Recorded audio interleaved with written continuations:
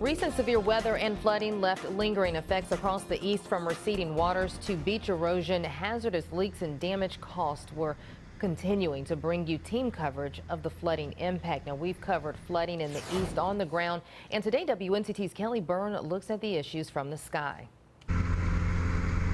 Pitt Greenville traffic, Grumman 512 Bravo Whiskey is taxiing runway 02 for departure to Pitt Greenville. All right, here we go. This is Bellhaven area, and we are at 900 feet.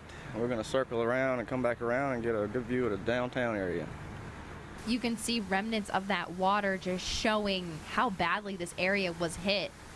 And over here in Swan Quarter, you can just see the damage to these fields. It's amazing what this water can do to somebody's crop. I'm really feeling for the farmers right now. Ocracoke traffic, Grumman 512 Bravo Whiskey. We are 15 miles out at 2,500 inbound for Ocracoke. Any traffic, please advise.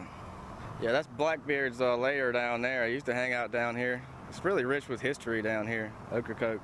Only 2 ways in, by boat or plane. Look at all that water down there. I didn't think it was going to be this bad. It was kind of surprising to see it's still out there like that. In eastern North Carolina, Kelly Byrne, 9 on your side.